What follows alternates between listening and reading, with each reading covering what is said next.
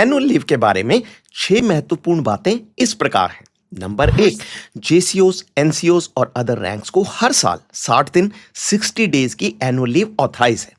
अगर duty station से घर की वन साइड यात्रा 2 दिन से ज्यादा है तो लीव बढ़ जाएगी, इस प्रकार से कि सैनिक को कम से कम 56 दिन 56 डेज घर में मिल सके।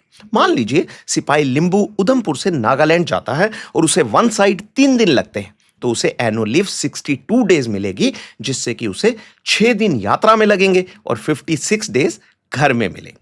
नंबर 2, अगर आपकी लीव किसी ऐसे दिन शुरू या खत्म हो रही है जो कि हॉलिडे या संडे है, तो आप उसे प्रीफिक्स या सफिक्स के रूप में ले सकते हैं। प्रीफिक्स और सफिक्स के दिन आप ड्यूटी पर माने जाएंगे। आप रिस्ट्रिक्टेड हॉलिडे को भी प्रीफिक्स और सफिक्स के रूप में यूज कर सकते हैं। नंबर 3, अगर आप हॉस्पिटल में एडमिट होते हैं तो पूरे हॉस्पिटलाइजेशन पीरियड को ऑन ड्यूटी माना जाएगा, लेकिन अगर आपको डॉक्टर साहब सिक लीव देते हैं तो वो आपकी एनुअल लीव में से कटेगी अगर आपकी उस साल की एनुअल लीव बाकी है तो।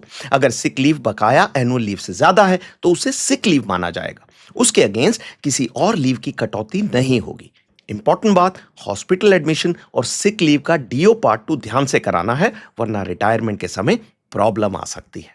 नंबर 4, पोस्टिंग जाते समय आप एनुअल लीव को ज्वाइनिंग टाइम के साथ कंबाइन कर सकते हैं।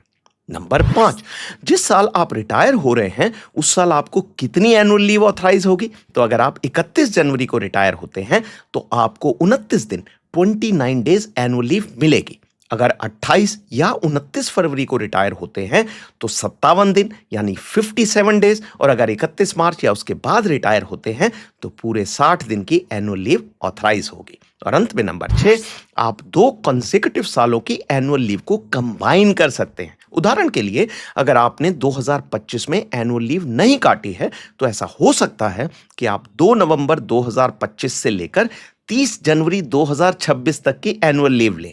60 दिन की एनुअल लीव 2025 की मानी जाएगी और 30 दिन की एनुअल लीव साल 2026 की मानी जाएगी।